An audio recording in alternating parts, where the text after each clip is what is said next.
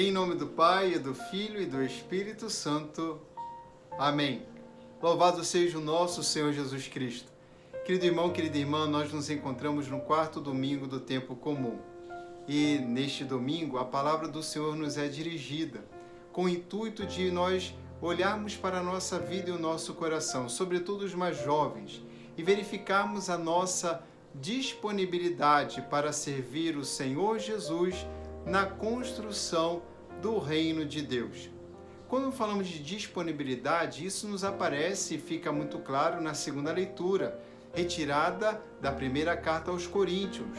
São Paulo vai falar sobre homens casados e não casados. E aqui nas Sagradas Escrituras vai nos dizer que aquele que não é casado está livre de preocupações. Por quê? O homem casado tem que se preocupar com as coisas do mundo e também em agradar a mulher. E isso está correto, não há nada errado. Já o não casado tem uma disponibilidade para servir o Senhor, vamos dizer assim, em tempo integral, ou seja, convergir toda a sua vida buscando exclusivamente a glória do Senhor numa dedicação integral a este reino. E amando o Senhor com um coração único, amando a Deus com o coração humano e todas as pessoas com o coração divino. Desta forma, não existe uma exclusividade de amor, deve amar a todos sem distinção. Um homem e uma mulher casados, naturalmente, têm a obrigação, a exigência de dedicar o seu tempo e amor, prioridade à sua família, à sua esposa, aos seus filhos, assim também a mulher casada. Existe essa prerrogativa, existe essa obrigação. E a partir da família, ele estende o seu amor, ela estende o seu amor a todas as pessoas. Mas, para alguém que se dedica na construção do reino de Deus, este amor não pode ser exclusivo por uma única pessoa ou apenas para um único grupo. Precisa amar a todos, do modo como Deus ama. Esta é a grande proposta. E é exatamente nessa dimensão do amor que se dá o serviço na construção do reino de Deus. A construção do reino de Deus fica muito claro para nós no Evangelho, retirado do livro de São Marcos, no capítulo 1, vai nos mostrar Jesus dando o seu ensinamento.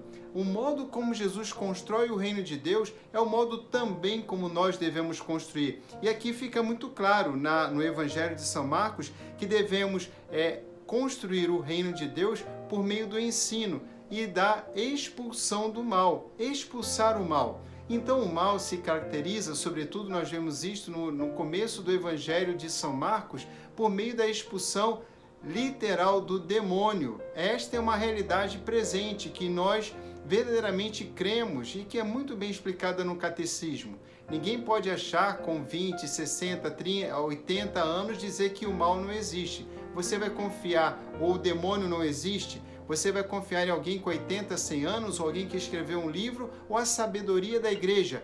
E, sobretudo, o testemunho dos santos e de santas que viveram intensamente o amor a Deus e encontraram o grande adversário diante deles, porque resistiram à tentação, resistiram ao demônio.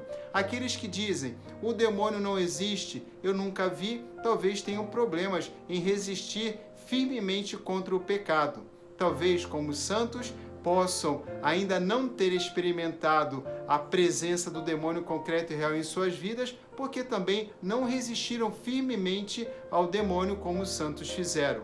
Aqui, querido irmão, querida irmã, seja pela palavra de Deus, seja pelo testemunho dos santos e santas, seja pela doutrina oficial da igreja, e não a opinião particular de algum membro da igreja, o demônio existe.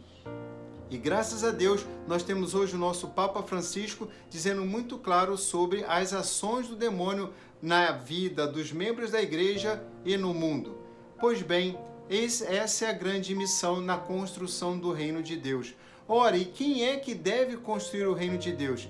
fica muito claro para nós que aquele que constrói o reino de Deus nós temos a referência, é aquele que na primeira leitura, é aquele que é chamado por Deus. Então nós temos a figura do profeta. Na primeira leitura retirada do livro do Deuteronômio, capítulo 18, o profeta. Ali existe uma promessa de um grande profeta. Então um profeta que haverá de ser escolhido, retirado do meio dos irmãos, um profeta que Deus colocará no meio de nós, um profeta que terá na sua boca as palavras de Deus comunicando tudo o que o Senhor mandar. E assim nós deveremos responder positivamente a esta palavra do Senhor, da qual nos será pedido contas. O que você fez com a palavra que lhe foi anunciada? Como você respondeu à palavra que foi anunciada?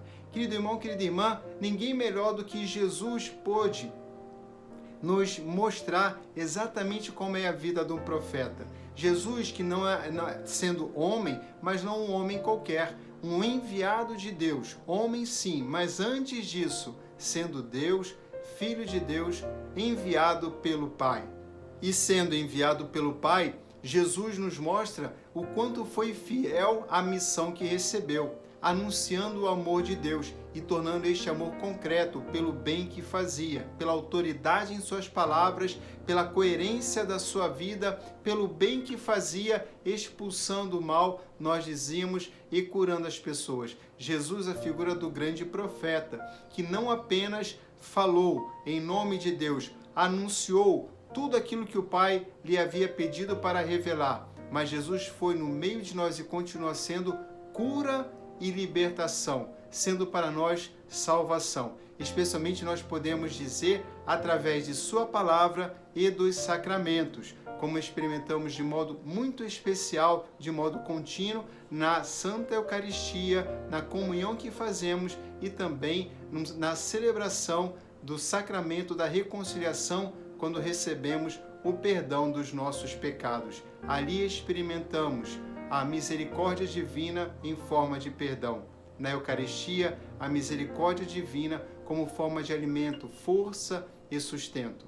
Querido irmão, querida irmã, então nós dizíamos no início que vimos a importância da disponibilidade para servir o Senhor Jesus, servir o Senhor e servir como o Senhor também nos ensinou a servir, como Ele mesmo fez na construção do reino de Deus.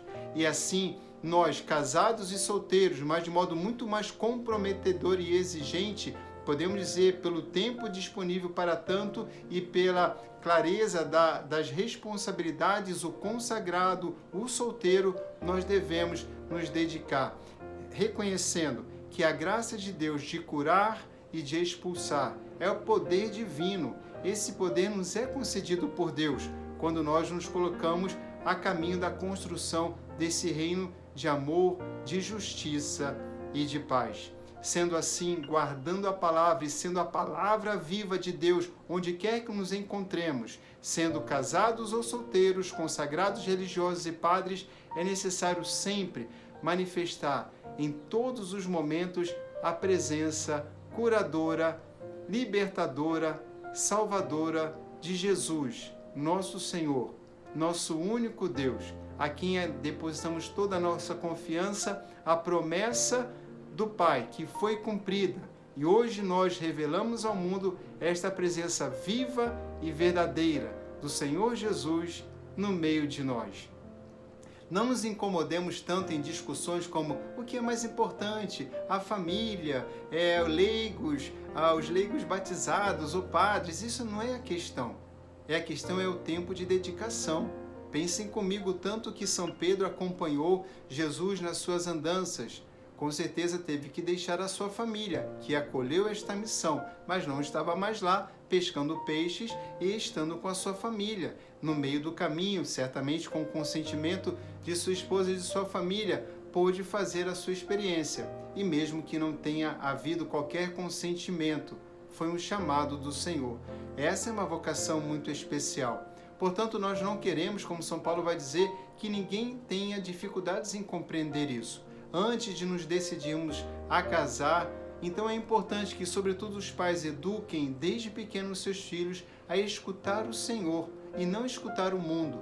e não dar por certo que todo mundo já nasce para ser casado, para se casar e constituir família. O que é certo para todo batizado é que nós nascemos para dizer um sim à vontade do Senhor, que pode ser se casando ou pode ser se consagrando à causa do reino. O Senhor esteja convosco. Abençoe-vos o Deus Todo-Poderoso, Pai, Filho e Espírito Santo. Amém. Não fecheis o coração. Ouvi hoje a voz de Deus.